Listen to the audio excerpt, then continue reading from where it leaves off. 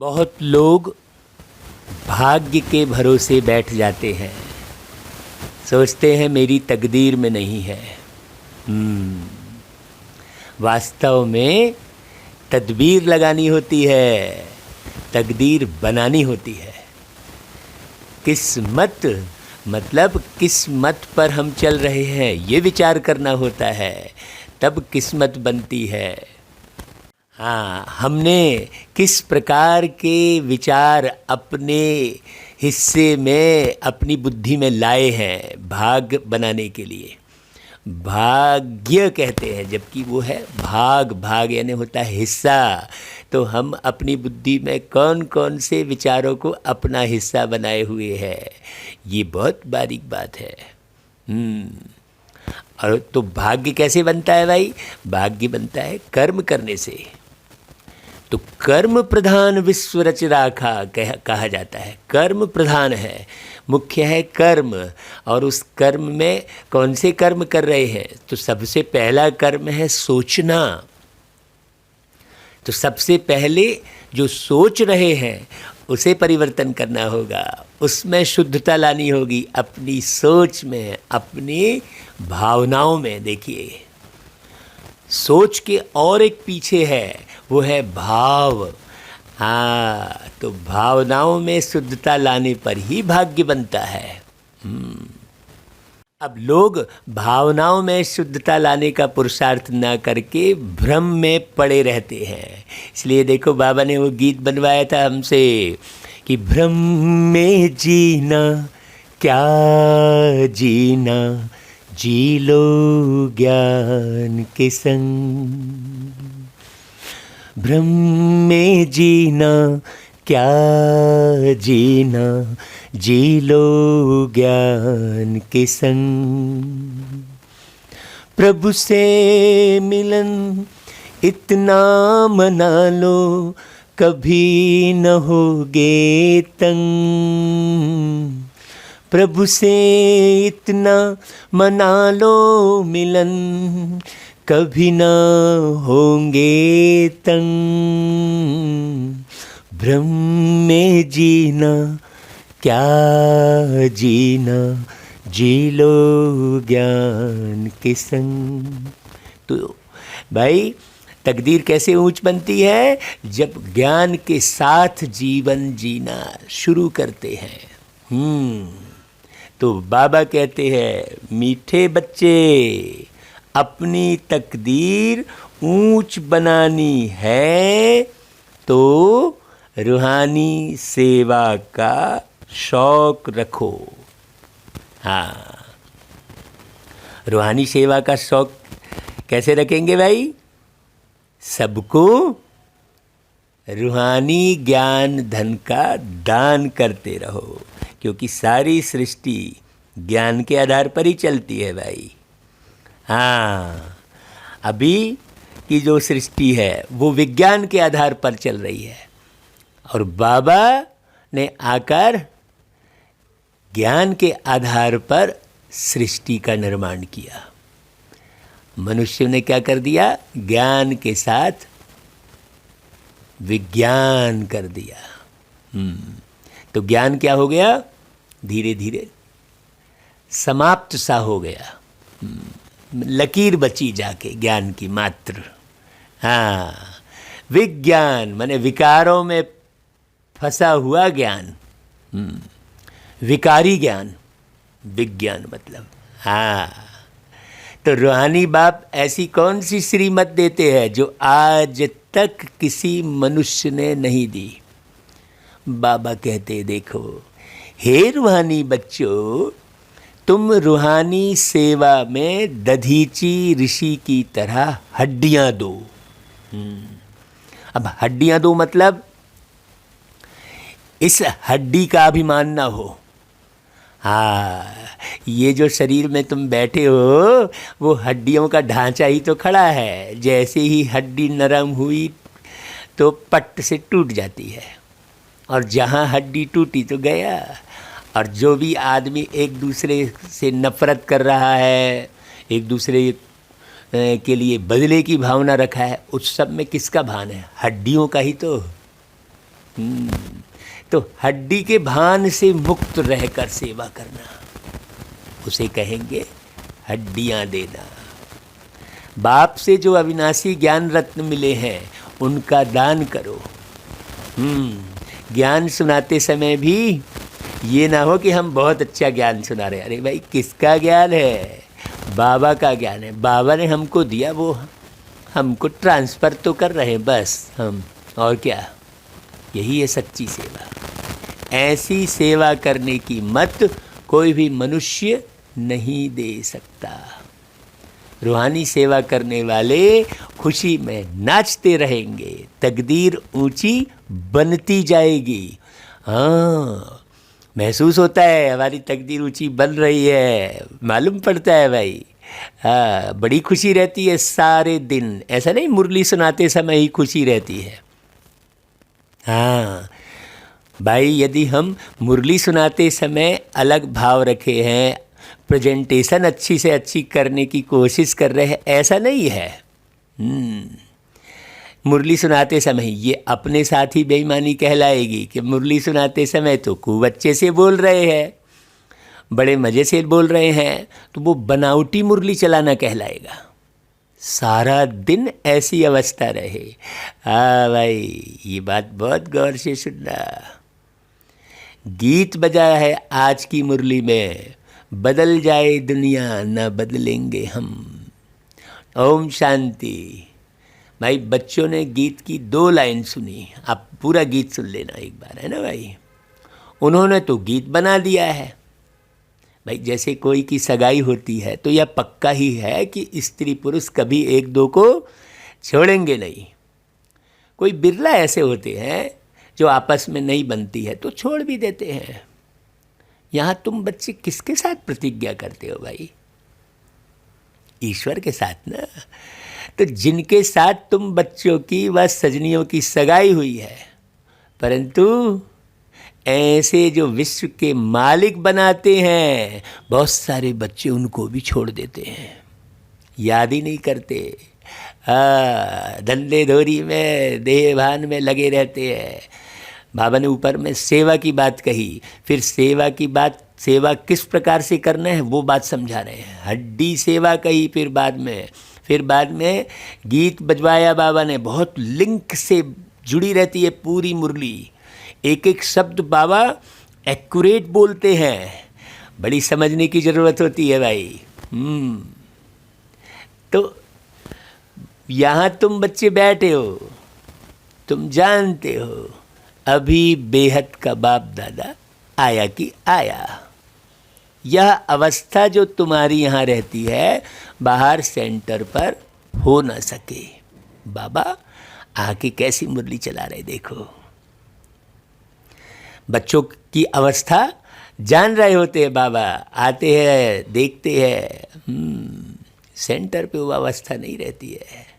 यहाँ तुम समझेंगे बाप दादा आया कि आया, बाहर सेंटर पर समझेंगे कि बजाई हुई मुरली आई कि आई। यहाँ और वहाँ में बहुत फ़र्क रहता है, क्योंकि यहाँ बेहद के बाप दादा के सम्मुख तुम बैठे हो। मुरली कहाँ चल रही है? आप चले जाओ भाई मधुबन, फरिश्ते बनकर। हाँ, मन को ले जाओ उड़ाकर वहाँ। मधुबन में ले जाओ मन को, ले जाओ माउंट आबू। बाबा की मुरली, ब्रह्मा बाबा को गौर करो, कैसे ब्रह्मा बाबा के तन में प्यारे शिव बाबा ने आके मुरली चलाई। तो बाबा देखो क्या बोल रहे हैं, वहाँ तुम सम्मुख नहीं हो, चाहते हो सम्मुख जाकर मुरली सुने। यहाँ बच्चों की बुद्धि में आया कि बाबा आया कि आया। जैसे और सत्संग होते हैं, वहाँ समझेंगे फलाना स्वामी आएगा, परंतु यह ख्यालात भी सबकी एक रस नहीं रहता। कोई को संबंधी याद आएगा। हाँ, बुद्धि एक गुरु के साथ भी ठहरती नहीं है। कोई बिरला ही होगा जो स्वामी की याद में बैठा होगा। यहाँ भी ऐसे हैं, ऐसे नहीं कि सब शिव बाबा की याद में रहते हैं।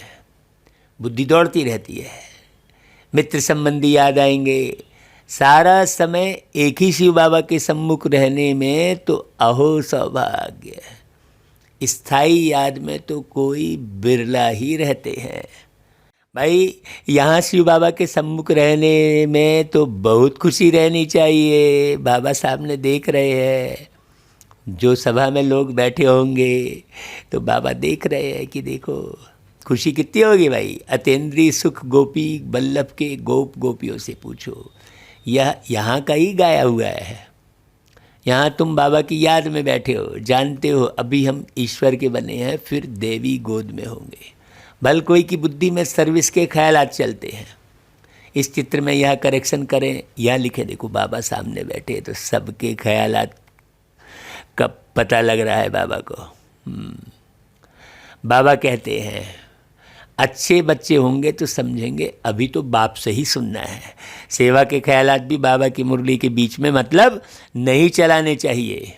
पहले अच्छी रीति सुन लो बाबा की मुरली, बुद्धि बाबा के साथ अच्छे से कनेक्ट कर लो। हाँ, तो जो अच्छे बच्चे होंगे वो क्या करेंगे, और कोई संकल्प आने ही नहीं देंगे। भाई बाप ज्ञान रत्नों से झोली भरने आए हैं तो बाप से ही बुद्धि योग लगाना है ना भाई। तो नंबर बार धारणा करने वाले तो होते ही हैं। कोई अच्छी रीति धारण करते, कोई कम धारण करते। बुद्धि योग और तरफ दौड़ता रहेगा तो धारणा नहीं होगी, कच्चे हो जाएंगे। एक दो बार मुरली सुनी, धारणा नहीं हुई तो आदत पक्की हो जाती है। फिर कितना भी सुनता रहेगा, धारणा होगी ही नहीं, फिर किसको सुना भी नहीं सकेंगे। ऐसे कई बच्चे हैं भाई। बिल्कुल बाबा हमें तो सारे देश विदेश घुमाने ले जाते हैं, सेवा कराने। हाँ, दिखाते भी है बाबा कि देखो बच्चे 70 साल से सुन रहे, 50 साल से सुन रहे, धारणा कुछ है ही नहीं। कई स्थानों पर गए हम। हाँ भाई, कितने साल से ज्ञान में चल रहे हो? बोले हम 40 साल से चल रहे हैं। हाँ, बोले भाई जी हमें आपसे मिलना है। हाँ बताओ भाई क्या बात है? बोले भाई जी हमारे बहू का जो है बच्चा नहीं हो रहा, उसकी चिंता हो रही है। ये लो बताओ। और ज्ञान में चल रहा है कितने साल से? बता रहे 40 साल से। सोचो समझा क्या है? जब तक पवित्रता को ही नहीं समझा है तो वो आगे ज्ञान कहाँ सुनेगा और कहाँ सुनाएगा भाई। तो बोल से पता लगता है, दृष्टि वृत्ति से पता लगता है। बाकी चेहरे की खूबसूरत फ़ोटो छपा लिए और अच्छा बना बना के चेहरा फ़ोटो बना लिए और योगी के दिखने लग गए, ऐसा नहीं है। ऐसे चेहरे तो बहुत बना लेते हैं। हाँ, चेहरा मत देखो। चमकदार चेहरा देखकर बड़ी भूल की है अभी तक। बहुत बारीक बात है। तो धारणा करो। जिसको धारणा होगी उसको सर्विस का शौक होगा, उछलता रहेगा, जाकर धन ज्ञान दान करूँ, ज्ञान धन दान करूँ, क्योंकि यह धन एक बाप के सिवाय और कोई के पास नहीं है। बाप यह भी जानते हैं सबको धारणा हो ना सके, क्यों? सब एक रस ऊंच पद पा नहीं सकते, इसलिए बुद्धि और तरफ भटकती रहती है। भविष्य तकदीर इतनी ऊंच बन नहीं सकती। फिर कोई तो स्थूल सर्विस में अपनी हड्डी देते हैं, सबको राजी करते हैं, जैसे भोजन पकाते हैं, खिलाते हैं। यह भी तो एक सब्जेक्ट है ना। सर्विस का जिनको शौक होगा वह मुख से कहने बिना रहेंगे नहीं। मुख से वाणी जरूर चलाएंगे। फिर बाबा देखते भी है कि कहाँ देहाभिमान तो नहीं है। बड़े का रिगार्ड रखते हैं वह नहीं। बड़े महारथियों का रिगार्ड तो रखना होता है ना। हाँ, कोई छोटा भी होशियार हो जाता है तो हो सकता है बड़े को उनको रिगार्ड रखना पड़े। दोनों बातें हैं भाई, क्योंकि बुद्धि उनकी गैलप कर लेती है। तो बाबा यहाँ देहाभिमान को तोड़ने की बात कर रहे हैं। हाँ, ना यहाँ कोई छोटा ना कोई बड़ा है। बहुत बारीक बात समझना। सारा दिन प्रदर्शनी समझाने की भी प्रैक्टिस करनी चाहिए। सर्विस का शौक देख बाप तो खुश होंगे ना, यह अच्छी सर्विस करेंगे भाई, ऐसा बाबा देखेंगे। भाई प्रजा भी तो ढेर बननी है ना, लाखों प्रजा चाहिए और तो कोई उपाय ही नहीं है। सूर्यवंशी, चंद्रवंशी, राजा रानी, प्रजा सब यहाँ ही बनने हैं। तो कितनी सर्विस करनी चाहिए। जो प्रजा बनेगा उसको तो ध्यान ही नहीं रहेगा मुरली सुनने का और सुनाने का। नहीं तो जो राजा महाराजा बनेगा ना, वो मुरली को बड़ी लगन से, मगन से, हाँ बिल्कुल, समय श्वास संकल्प तन मन धन सब कुछ सफल करते हुए मुरली सुनेगा। खूब प्रोग्राम कराने की बुद्धि में बार बार आती रहेगी बात। बच्चों की बुद्धि में है अभी हम ब्राह्मण बने हैं, घर गृहस्थ में रहने से हर एक की अवस्था अपनी रहती है ना, घर बार तो छोड़ना नहीं है। बाबा कहते हैं भाई घर में भल रहो, परंतु बुद्धि में यह निश्चय रखना है कि यह पुरानी दुनिया खत्म हुई पड़ी है। जब ये बुद्धि में रहेगा ना तो कहीं उलझेंगे फंसेंगे नहीं। है कि नहीं भाई? भाई जैसे कहते हैं ना भाई कि घर में मेहमान कोई आया तो माँ ने कहा जाओ भाई बाज़ार से ये सामग्री जल्दी से लेकर आओ, कम पड़ रही है ना। तो जो भी बच्चा जाएगा वो रास्ते के साइट सीन थोड़ी देखेगा, उसकी बुद्धि में क्या रहेगा, जल्दी से सामग्री लेकर जाना है क्योंकि मेहमान आए हैं घर में। तो वो बिल्कुल, और मेहमान की याद रहेगी उसको, घर में मेहमान बैठे हैं तो अच्छी से अच्छी चीज़ खरीदेगा, किसी भी लफड़े झपड़े में नहीं पड़ेगा। ऐसा थोड़ी है कि भाई माँ ने भेजा है जाओ भाई, तो रास्ते में कहीं लड़ाई झगड़ा चल रहा है तो उसी में उलझ गए। हाँ, किसी से थोड़ी बहुत ठोकर लग गई तो हाँ भैया माफ़ करना बोल के निकल जाएगा। ऐसा नहीं कि किसी ने ठोकर लगा दी तो उस पर लड़ता बैठा रहेगा। क्यों? क्योंकि उसके घर में मेहमान बैठे हैं। ऐसा ही हमारा बाबा आया है, मुरली चला रहे हैं, सतयुग की स्थापना करवा रहे हैं, तो बुद्धि में हमेशा क्या रहेगा कि मुझे हर हाल में कैसा भी करके सब कुछ सह के मुझे बाबा के ज्ञान में चलते हुए सतयुग का निर्माण करना ही है, ऊंच पद पाना ही है। ऐसे बुद्धि में रहेगा, घर में रहेगा। है ना भाई? तो यही रहेगा कि भाई हमारा अब बाप से काम है, यह भी जानते हैं। कल्प पहले जिन्होंने यह ज्ञान लिया था वही लेंगे, बाबा जानते, इसलिए कहीं उलझे फंसे नहीं हैं। आप भी जानो अच्छे से, जो ज्ञान उठाएगा वही उठाएगा। ऐसा थोड़ी है आपका बड़ा भाई है तो ज्ञान नहीं उठा रहा है तो अरे उसी फिक्र में लगे हो, नहीं। सबका अपना अपना पार्ट है। तुम्हारा अभी भाई बन गया तो क्या हुआ, कोई कर्म बंधन ऐसा था जिससे तुम्हारा भाई बन गया, कोई कर्म बंधन ऐसा था जिससे तुम्हारा पति बन गया। तुम काहे पति के चक्कर में और भाई के और बहन के चक्कर में फंसे पड़े हो? अवस्था को पहचानो, हर एक की अवस्था अपनी रहती है ना भाई, बाबा ने कहा ना। हाँ, तो यह भी जानते हैं, कल पहले जिन्होंने ज्ञान लिया था वही लेंगे। सेकंड बाय सेकंड हूबहू रिपीट हो रहा है। आत्मा में ज्ञान है ना भाई, बाप के पास भी ज्ञान है। तुम बच्चों को भी बाप जैसा बनना है, पॉइंट धारण करनी है। सब पॉइंट एक साथ नहीं समझाई जाती है। हाँ, लक्ष्य पक्का रखा जाता है। लक्ष्य को पक्का रखो। हाँ, लक्ष्य पक्का रखोगे तो लक्षण आते रहेंगे धीरे धीरे। भाई विनाश भी तो सामने खड़ा है भाई, यह वही विनाश है। सतयुग त्रेता में कोई लड़ाई आदि होती नहीं है, वह तो बाद में जब बहुत धर्म होते हैं, लश्कर बड़े होते हैं, तब लड़ाई शुरू होती है। पहले पहले आत्माएं सतो प्रधान से उतरती है, फिर सतो रजो तमो में आती है। ये पक्का समझ लो। यह सब बुद्धि में अच्छी रीति रखना है। जैसे कि भाई कैसे राजधानी स्थापन हो रही है, यहाँ बैठे हो तो यह बुद्धि में रखना है। शिव बाबा आकर हमको खजाना देते हैं जिसको बुद्धि में धारण करना है। अच्छे अच्छे बच्चे नोट्स लेते हैं, नोट्स लेना अच्छा है तो बुद्धि में टॉपिक्स आएंगी।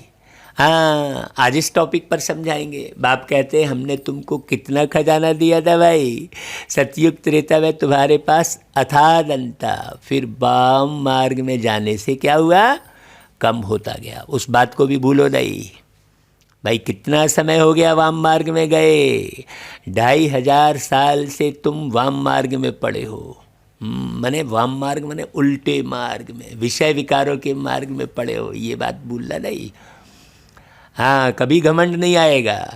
बाबा ने आके हमको बचाया, नहीं तो हमारी तो गति पूरी दुर्गति हो गई थी। तो क्या हुआ, धीरे धीरे खुशी भी कम होती गई, कुछ ना कुछ विकर्म होने लगे, उतरते उतरते कलाएं कम होती जाती है, सारा माथा ही खुट गया, बेकार हो गया।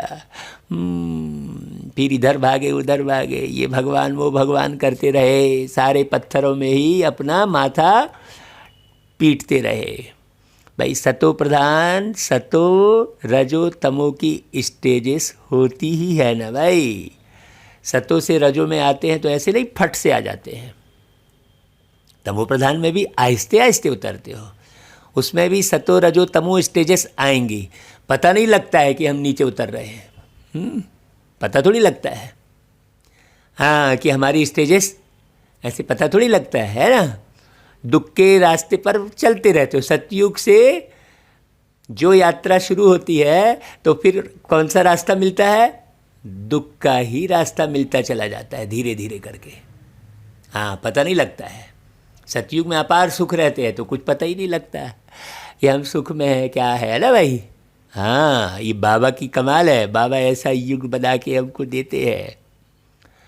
तो बाबा कहता है अभी जंप लगाना है, अभी कोताही नहीं बरतनी है। तमो प्रधानता तो धीरे धीरे तुम्हारे में आती है, लेकिन सतो प्रधान बनने के लिए क्या करना होता है? जंप लगाना होता है। यहाँ धीरे धीरे करे तो गए। हाँ, देखो अभी इस कलयुग के अंत में ही बहुत जंप वाली खेल दिखाए जाते हैं। सतयुग में ऐसे थोड़ी सब खेल हैं जो ऊपर से नीचे गिर रहे हैं, ये कर रहे हैं, ऐसा थोड़ी। आजकल देखो एरोप्लेन से कूदते हैं पैराशूट लगा के, और जरा ही कुछ ऊपर नीचे हुआ, पैराशूट फटा तो गए काम से हैं। तो नीचे उतरने की स्टेजेस है, तो खेल भी नीचे उतरने वाले कर रहे होते हैं ना। देखो बाबा कहता है तमो प्रधान से सतो प्रधान बनना, इसके लिए टाइम बाकी थोड़ा है। इसलिए हमारे को ओना रहना चाहिए। दुनिया वाले को कुछ पता थोड़ी है, सारी दुनिया वालों को थोड़ी मालूम है। जिसने थोड़े बहुत जन्म लिए उनको थोड़ी पता है, उनको थोड़ी चिंता रहेगी, कुछ नहीं, वो मस्ती में रहेंगे अपने विषय विकारों की मस्ती में। सारी दुनिया में काहे की मस्ती चढ़ी है? विषय विकारों की। और विषय विकारों की मस्ती कितने पल चलती है? वही है जैसे कीड़े प्रकाश की तरफ आकर्षित होते हैं, पल भर उनको आनंद आता है, दूसरे दिन मरे पड़े हैं। सवेरे देखे तो पूरा कीड़ों के जो है मरे कीड़ों का ढेर लगा हुआ है ना भाई। वैसा ही है दुनिया में भी। विषय विकारों की मस्ती चढ़ी हुई है। लोग सोचते हैं हाँ यही बढ़िया है, उन्हें मालूम नहीं है। तो बाबा कहता है गाया हुआ भी है, चढ़े तो चाखे बैकुंठ रस, गिरे तो चकना चूर।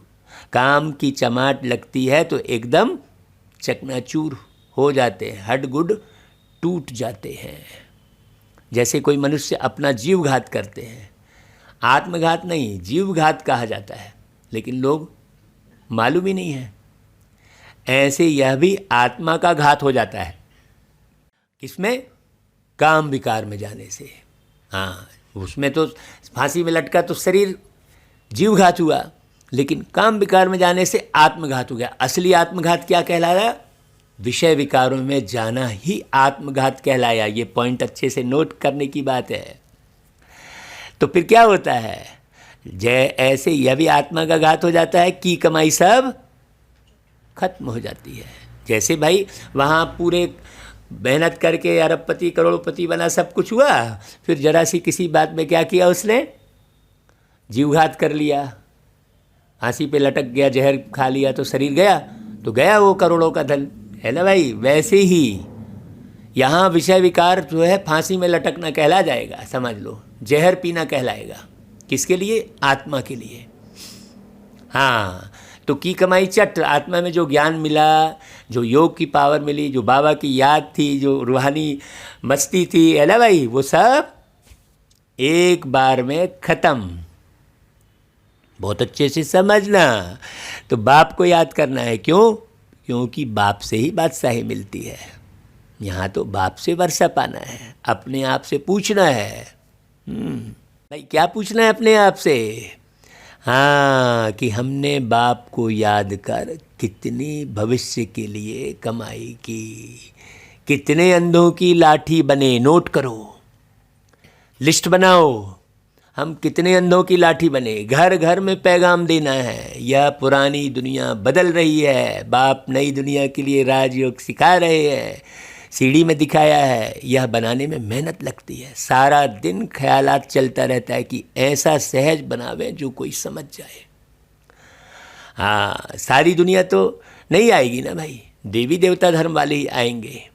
तुम्हारी सर्विस तो बहुत चलनी है भाई, छांटने में ही तो मेहनत लगती है भाई। जैसे गेहूं में कंकड़ खूब हो जाते हैं तो उसमें से गेहूं को निकालना, कंकड़ को हटाना मेहनत लगती है ना भाई। वैसा ही है, देवी देवता धर्म वाले सब विषय विकारों में पढ़ के सब में मिक्स हो गए हैं, तो छटनी करनी पड़े ना भाई। तो वैसी नज़र भी है। अब तुम्हें कंकड़ और अब दो एक ही जैसे दिख रहे हैं आजकल, तो मिलावट ऐसा होता है। चावल के दाने में बिल्कुल सफ़ेद रंग का कंकड़, बहुत बारीक नज़र चाहिए। हाँ, चावल को कंकड़ से हटाने के लिए, है ना भाई। ऐसा ही है, यहाँ भी सब एक जैसे दिखते हैं, लगता रही वो तो बड़ा सुखी है, विषय विकार में जा रहा है तो भी सुखी है, कहाँ लगे पड़े हो। ऐसा गया फिर वो व्यक्ति, अरे वो तो करोड़ों रुपया कमा रहा है, हम तो इधर पवित्र रह के गरीब बने बैठे हैं, कहीं ऐसे मन में लाएंगे। हाँ, बहुत सोचने की बात है, एक एक पॉइंट समझने की है। तो तुम्हारी सर्विस तो बहुत है। हाँ, तुम जानते हो हमारा क्लास कब तक चलेगा। वह तो लाखों वर्ष कल्प की आयु समझते हैं, अभी वही हिरे हुए हैं। तो शास्त्र आदि सुनाते ही रहते हैं, समझते हैं जब अंत होगा तब सबका सदगति दाता आएगा आएगा, ऐसा कर रहे हैं। यहाँ पर बाबा आ गए हैं और बढ़िया ज्ञान सुनाकर आत्मा को सतो प्रधान बना रहे हैं। बहुतों को मालूम नहीं है। अब ये मालूम कौन कराए, हम बच्चे कराएंगे ना भाई। तो हमको होना रहेगा तब ना कमाई का। अब वो तो कहते हैं अंत होगा तब आएगा, फिर जो हमारे चेले हैं उनकी गति हो जाएगी, फिर हम भी जाकर ज्योति में समा जाएंगे। परंतु ऐसा तो है नहीं। तुम जानते हो हम अमर बाप द्वारा सच्ची सच्ची अमर कथा सुन रहे हैं, तो अमर बाबा जो कहते हैं वह मानना भी चाहिए ना। सिर्फ कहते हैं मुझे याद करो और पवित्र बनो, नहीं तो बहुत सजाएं खानी पड़ेंगी, पद भी कम मिलेगा। सर्विस में मेहनत करनी है। जैसे दधीची ऋषि का मिसाल है, हड्डियाँ भी सर्विस में दे दी, अपने शरीर का भी ख्याल नहीं करके सर्विस में रहना है। इसको कहा जाता है हड्डी सर्विस। और दूसरा है रूहानी हड्डी सर्विस। रूहानी सर्विस वाले रूहानी नॉलेज ही सुनाते रहेंगे, ज्ञान धन दान करते खुशी में नाचते रहेंगे। दुनिया में जो मनुष्य सर्विस करते हैं वह जिस्मानी करते हैं, शास्त्र बैठ सुनाते हैं, वह कोई रूहानी सर्विस नहीं है। हाँ, रूहानी सर्विस सिर्फ बाप ही सिखलाते हैं। स्पिरिचुअल बाप आकर स्पिरिचुअल बच्चों को पढ़ाते हैं, आत्माओं को पढ़ाते हैं। तुम अब तैयारी कर रहे हो सतयुग नई दुनिया में जाने के लिए। वहाँ तुमसे कोई विकर्म नहीं होगा भाई, वहाँ है ही राम राज्य। वहाँ होते ही हैं थोड़े, वह थोड़े मनुष्य आकर पढ़ेंगे, सब थोड़ी पढ़ लेंगे। अब तुम्हारी बुद्धि में ये रहे नहीं मेरा बेटा नहीं पढ़ रहा है, मेरा भाई नहीं पढ़ रहा है, मेरी चाची नहीं पढ़ रही है, वो छोड़ दो, है ना भाई। खुद पढ़ो और तैयार हो, तुमको देखकर लोग तैयार हो जाएंगे। अभी तो रावण राज्य में सब दुखी है ना। यह सारी नॉलेज तुम्हारी बुद्धि में है, नंबरवार पुरुषार्थ अनुसार।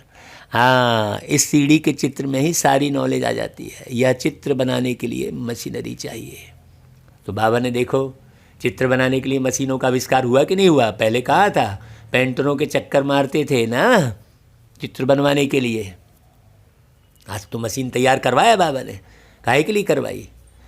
हमें करना चाहिए खूब। उस गवर्नमेंट की रोज़ अखबारें कितनी छपती हैं, कितना कारोबार चलता है। यहाँ तो सब हाथ से बनाना पड़ता है। बाबा कह रहा है देखो, बाप कहते हैं यहाँ अंतिम जन्म पवित्र बनो, तो पवित्र दुनिया के मालिक बनेंगे। अब वो छपाई की मशीनरी भी दिखाई दे रही है और ज्ञान की मशीनरी भी। हाँ, बहुत बारीक बात है यहाँ पर। बाबा ने कहा ना देखो, उस गवर्नमेंट की रोज़ अखबारें कितनी छपती है, यहाँ तो हाथ से करना होता है। बहुत बारीक बात है इसके अंदर में। मुरली की एक एक पॉइंट को यदि हम विस्तार से समझाने बैठे तो सारा दिन लग जाएगा।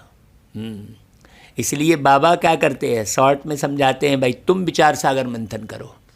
जिसको होना रहेगा वो विचार मंथन करेगा, लिखेगा, औरों को बताएगा, देखो भाई ऐसा है ना भाई। बाप कहते हैं यह अंतिम जन्म पवित्र बनो तो पवित्र दुनिया के मालिक बनेंगे। यह नॉलेज कोई के पास नहीं है। कहेंगे इस सीढ़ी में और धर्मों का समाचार कहाँ है, वह भी इस गोले में लगा हुआ है। वह नई दुनिया में तो आते ही नहीं है, उन्हों को शांति मिलती है। तो भारतवासी ही स्वर्ग में थे ना, भारत में ही बाप राजयोग सिखलाने आते हैं, इसलिए भारत का प्राचीन राजयोग सब पसंद करते हैं। तो भारतवासी कौन, तुम बच्चे भारतवासी हो, ओरिजिनल है ना भाई। इस चित्र से वह खुद ही समझ जाएंगे, बरोबर नई दुनिया में सिर्फ भारत ही था। अपने धर्म को भी समझ जाएंगे, जैसे क्राइस्ट आया धर्म स्थापन कर ले, इस समय वह भी बेगर रूप में है। हाँ, किसी को ये थोड़ी मालूम है, सभी तमो प्रधान है। यह रचता और रचना की कितनी बड़ी नॉलेज है।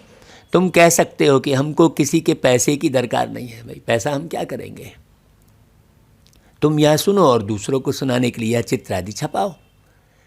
इन चित्रों से काम लेना है, हाल बनाओ जहाँ यह नॉलेज सुनाई जाए, बाकी हम पैसा लेकर क्या करेंगे। ऐसी ही बात तो करते हैं भाई, देखो तुम्हारे ही घर का कल्याण होना है, तुम सिर्फ प्रबंध करो, बहुत आकर सुनेंगे। रचना और रचता की नॉलेज तो बड़ी अच्छी है, यह तो मनुष्यों को ही समझनी है।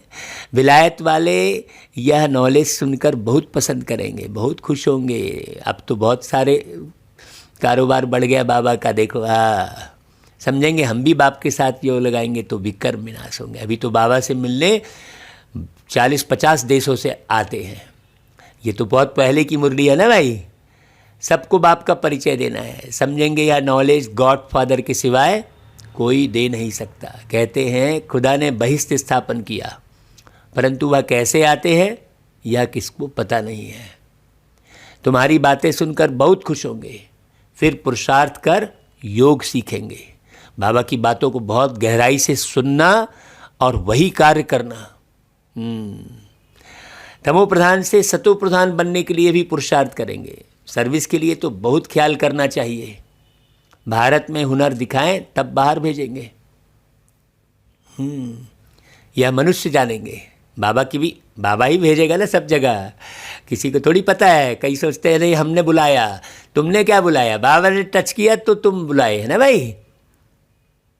हाँ, जो बाबा कराएगा तभी तुम कर पाओगे, नहीं तो अपनी मर्जी से कोई कुछ नहीं कर सकता है। ये बाबा मुरली चलवा रहे हैं, नहीं तो कुछ भी हो सकता था। रोज़ मुरली रिकॉर्ड हो रही है, रोज़ बाबा कहलवा रहे हैं, तो बाबा ही कराने वाले हैं। नहीं तो किसी भी मनुष्य की ताकत इतनी नहीं है कि पलक नीचे गिर जाए तो वो ऊपर उठा सके, किसी भी आत्मा की ताकत नहीं है। तो बाबा कहते हैं कहाँ भी अर्थक्वेक आदि होती है तो 2-3 वर्ष में एकदम नए मकान बन जाते हैं। तो नई दुनिया बनने में भी देर थोड़ी लगेगी भाई। जितना बहुत कारीगर होंगे उतना जल्दी मकान बनेंगे। अब यहाँ इशारे समझो, जितने बहुत कारीगर होंगे, अब कारीगर ही सोया पड़ा है तो कहाँ से मकान बनेगा ना भाई। कौन है यहाँ पर कारीगर, 1 मास में भी मकान बना सकते हैं। अब बाबा की ये इशारे क्या है, कब आएगा सतयुग ये बोलने की दरकार ही नहीं है। बाबा इशारे देते हैं, 1 मास में भी मकान बना सकते हैं। कारीगर सामान आदि सब तैयार हो फिर बनने में थोड़ी देर ही लगेगी। अभी सोचो बाबा तो कितना सामान दे रहे हैं आपको सतयुग निर्माण करने के लिए, ढेर दे रहे हैं, खजाना दे रहे हैं बाबा। क्या हम उस सामान की, उस खजाने की वैल्यू रख रहे हैं। विलायत में मकान कैसे बनते हैं, मिनट मोटर। तो स्वर्ग में कितना जल्दी बनते होंगे जब अभी बन रहे हैं। तो सोना चांदी बहुत तुम्हारे को मिल जाते हैं, खानियों से सोना चांदी हीरे आदि ले आते हैं। हुनर तो सब सीख रहे हैं। साइंस का कितना घमंड है, यही साइंस फिर वहाँ भी काम आएगी। यहाँ सीखने वाले वहाँ दूसरा जन्म ले काम में आएंगे। हाँ वो भाई हम राजाई के लिए पुरुषार्थ कर रहे हैं ना भाई।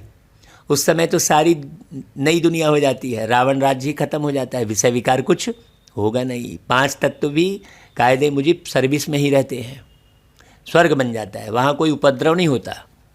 नहीं आ समय कभी भी बारिश हो गई है कि सूर्य तपने लग गया, ऐसा नहीं होगा। प्रकृति भी सतो प्रधान रहती है। कब प्रकृति सतो प्रधान होती है? जब तुम सतो प्रधान बनते हो। तो मुख्य पुरुषार्थ कौन सा है? हाँ, वहाँ तो रावण राज्य ही नहीं है, सभी सतो प्रधान है। सबसे अच्छी बात है कि बाप से बहुत अभी लव होना चाहिए। बाप जो फुर्ना देते हैं उसको धारण करना और दूसरों को दान देना है। जितना दान देंगे उतना इकट्ठा हो जाएगा। सर्विस ही नहीं करेंगे तो धारणा कैसे होगी? सर्विस में बुद्धि चलनी चाहिए। सर्विस तो बहुत ढेर हो सकती है, कोई करते रहें, दिन प्रतिदिन उन्नति को पाना है, अपनी भी उन्नति करनी है। अच्छा भाई, मीठे मीठे सिकिलधे बच्चों प्रति माता पिता बाप दादा का याद प्यार और गुड मॉर्निंग। रूहानी बाप की रूहानी बच्चों को नमस्ते, और हम रूहानी बच्चों की रूहानी माता पिता बाप दादा को याद प्यार गुड मॉर्निंग और नमस्ते। सभी बाबा के बच्चे ये बहुत अच्छी गौर से सुन लें कि हर ब्राह्मण बच्चों के नयनों से बीच बीच में बाबा देखता है और देखकर चला जाता है। इसीलिए बहुत आपस में चीरखंड होकर रहना, एक दूसरे का रिगार्ड देते हुए चलना, क्योंकि कभी भी बाबा किसी भी बच्चे के तन से आकर देखकर नोट करके चले जाते हैं, और जो बाबा नोट करते हैं वही भाग्य बनता है। भाग्य विधाता कहा जाता है बाबा को। इसलिए सावधान रहना भाई। हाँ, मुरली जो चल रही है, कोई हम मुरली चला रहे ऐसा नहीं है। बाबा सब कुछ देख कर चला जाता है कि तुम कर क्या रहे हो अंदर। आज की मुरली में बाबा ने वही बात बोली है कि यहाँ सुनने वाले भी कई भागते रहते हैं, इधर उधर बुद्धि भटकती रहती है। तो बाबा कहता है देखो, धारणा के लिए सार, आपस में एक दो का रिगार्ड रखना है। देखो वही सार आया। जो बाबा की याद में रहेगा वो एक दो का रिगार्ड रखेगा, खींचातानी नहीं मचाएगा। वो न मन की खिंचाट रहेगी, न बुद्धि की खिंचाट रहेगी, बिल्कुल स्थिर बुद्धि रहेगी, शांत बुद्धि रहेगी। हर एक ड्रामा को वो साक्षी होकर देखता रहेगा। तो बाबा कहता है एक दो का रिगार्ड रखना, सर्विस का बहुत बहुत शौक रखना है, ज्ञान रत्नों से अपनी झोली भरकर फिर उसका दान करना है। हाँ, बहुत गहरी बात है। बुद्धि में ज्ञान रत्न भरे रहेगा तो ये मुख बोले बगैर रहेगा नहीं। मुरली में आज बाबा ने बहुत अच्छे से कहा। दूसरी पॉइंट, एक बाप से ही सुनने का संकल्प रखना है। हाँ, जो भी मुरली चल रही है बाबा सुना रहे हैं, दूसरे ख्यालातों में बुद्धि को भटकाना नहीं है इधर उधर। अच्छा भाई, फिर वरदान, ईश्वरीय अथॉरिटी द्वारा संकल्प व बुद्धि को ऑर्डर प्रमाण चलाने वाले मास्टर सर्वशक्तिवान भव।